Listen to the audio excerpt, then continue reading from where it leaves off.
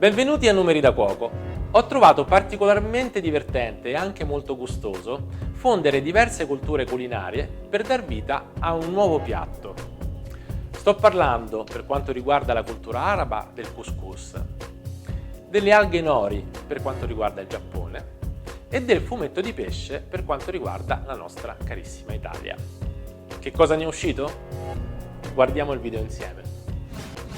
Ingredienti per il couscous: 400 g di couscous di farro a grana grossa, 600 ml di acqua, 500 g di gamberoni,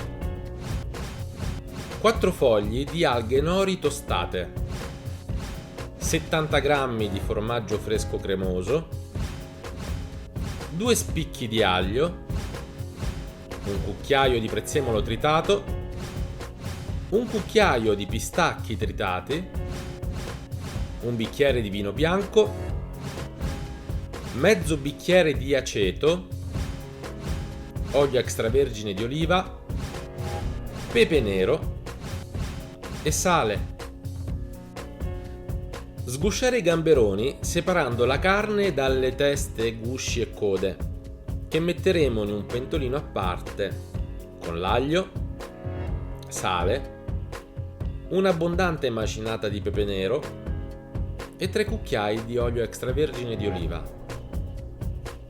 Poniamo il tutto sulla fiamma schiacciando bene le teste e facciamo rosolare finché il colore non assuma il classico rosso rosato.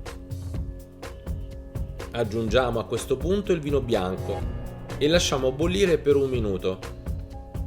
Quindi uniamo l'acqua e l'aceto. Facciamo bollire per 10 minuti a fiamma lenta.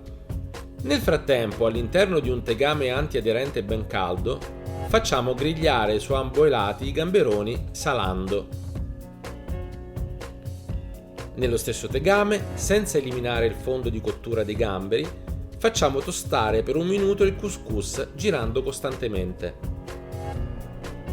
Aggiungere il brodo di gamberi filtrato, sgranare bene il couscous e lasciare assorbire il brodo tenendo coperto a fiamma bassa per 8 minuti. Una volta cotto, scoperchiare, sgranare i chicchi e lasciare raffreddare bene. Quando il tutto è freddo, condiamo con prezzemolo e olio. Tagliamo in 2 un foglio di alga nori tostata. Con un pennello intriso d'acqua, inumidiamo leggermente il bordo di un lato lungo e di un lato corto. Arrotoliamo e saldiamo il fondo ad ottenere il nostro sacchettino che ora possiamo riempire di couscous al farro.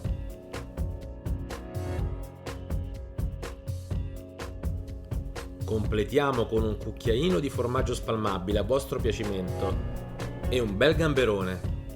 Cospargiamo infine con del pistacchio tritato.